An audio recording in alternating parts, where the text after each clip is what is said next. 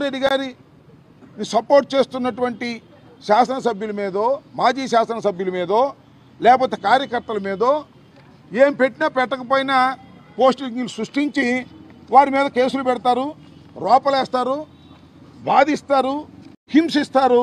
దీనికి నాయకత్వం గౌరవనీయులైనటువంటి మంత్రివర్యులు నారా లోకేష్ గారు దీన్ని అంత నాయకత్వం వహించి వీళ్ళందరినీ రెచ్చగొట్టేటువంటి ప్రయత్నం చేస్తూ ఉంటారు.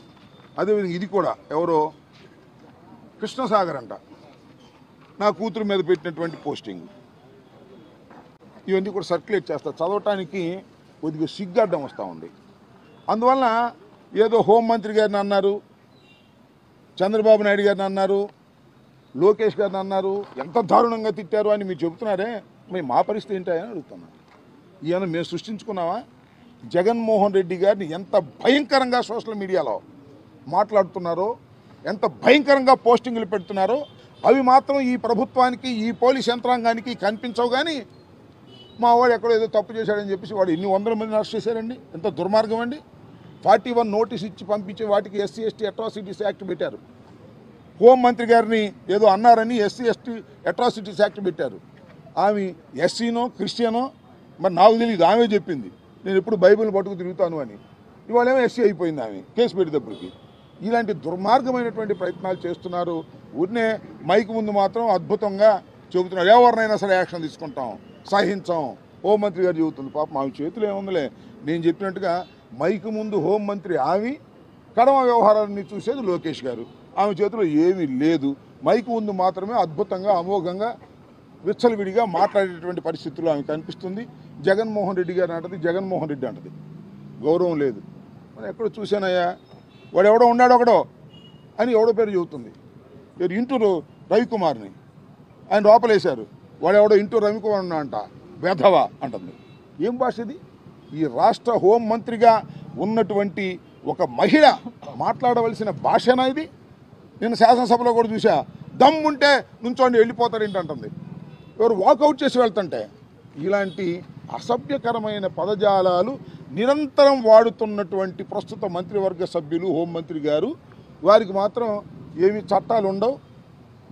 అమాయకుల మీద మాత్రం చట్టాలు పెట్టి ఎక్కడో పోస్టింగ్లు పెట్టిన వాటిని కూడా వాళ్ళు పెట్టకపోయినా ఆ ఫాల్స్ పోస్టింగ్లు తీసుకొచ్చి రుద్ది కేసులు పెట్టి లోపల వేసేటటువంటి ప్రయత్నం చేస్తున్నారు.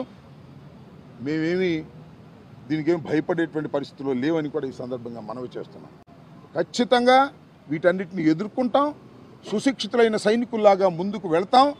రాబోయే కాలంలో దీనికి మూల్యం చెల్లించవలసినటువంటి బాధ్యత ఈ రాష్ట్ర ప్రభుత్వాన్ని, చంద్రబాబు నాయుడు గారి నాయకత్వంలో ఉన్న కూటమిది.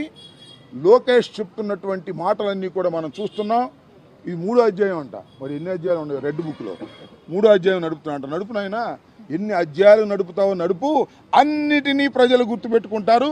వైఎస్ఆర్ కాంగ్రెస్ పార్టీ కార్యకర్తలు కూడా నీ రెడ్ బుక్ని గుర్తుపెట్టుకుంటారు.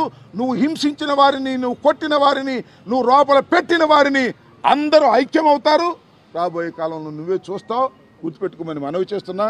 ఇవాళ రెడ్ బుక్ రాజ్యాంగం నడుస్తుందని వాళ్ళు ప్రచారం చేసుకుంటున్నారు. ఒక్క అభివృద్ధి కార్యక్రమం కూడా లేదు.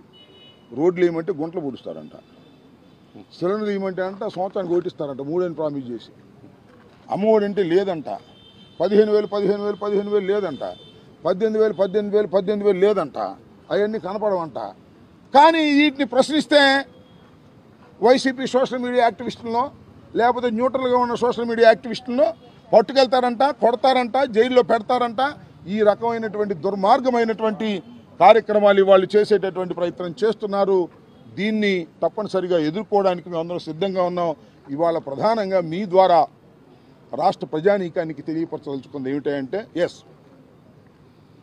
మేము కూడా కంప్లైంట్ చేస్తున్నాం. నిన్న మొన్న కూడా మా కౌన్సిలర్సు, మా కార్పొరేటర్సు, మా నాయకులు వెళ్ళి డిఫరెంట్ పోలీస్ స్టేషన్లో కేసులు ఇచ్చారు. ఇవాళ నేను స్వయంగా వచ్చి జగన్మోహన్ రెడ్డి గారిని దూషిస్తూ పెట్టినటువంటి నారా లోకేష్ గారు, అదేవిధంగా అయ్యన్న పాత్రుడు గారు పెట్టినటువంటి ఆ పోస్టింగ్లు కూడా ఇచ్చా. వారి మీద కూడా యాక్షన్ తీసుకుని మీ సిన్సియర్ నిరూపించుకోవాలి కదా. మీరు యాక్షన్ తీసుకోరు, చూస్తాం. మాకు చాలా వేస్ ఉన్నాయి. హైకోర్టు ఉంది, సుప్రీంకోర్టు కూడా ఉంది. మా మీదే కేసులు కాదు, ఎవరు పెట్టినా కేసులు తీసుకునేటువంటి ఒక మంచి వాతావరణాన్ని మీరు సృష్టించేటటువంటి ప్రయత్నం చేయకపోతే రాబోయే కాలంలో ప్రజాస్వామ్యానికి విఘాతం ఏర్పడుతుందని ఈ సందర్భంగా చెప్పదలుచుకున్నాను. మొన్న రాష్ట్ర వ్యాప్తంగా ఫిర్యాదులు చేశారు వైసీపీ నాయకులు. ఆ రాష్ట్ర వ్యాప్తంగా సంగతి ఏమో కానీ రజని మా రాష్ట్ర వ్యాప్తంగా ఏమో కానీ మా మాజీ మంత్రివర్యురాలు చిలకలూరుపేట శాసనసభ్యుడిగా పనిచేసినటువంటి వ్యక్తి ఒక మహిళ, ఆమె వెళ్ళి వాళ్ళ 15 రోజులు 20 రోజుల పైన అయింది. కేసు రిజిస్టర్ చేశారా? కనీసం విచారించారా? వాళ్ళని పట్టుకొచ్చారా? ఒకసారి యూట్యూబ్లో చూడండి, నేను చెప్పాల్సిన అవసరం లేదు. ఆమె మీద ఎన్ని ట్రోల్ చేస్తున్నారు, ఎంత దుర్మార్గంగా మాట్లాడుతున్నారు, ఎంత పచ్చిగా మాట్లాడుతున్నారు. ఆమె మీద మేము కంప్లైంట్ ఇచ్చినా కూడా దిక్కులేదు. అంటే ఒక అరాచకాన్ని సృష్టించాలనుకుంటున్నారు ఈ రాష్ట్రంలో మీరు.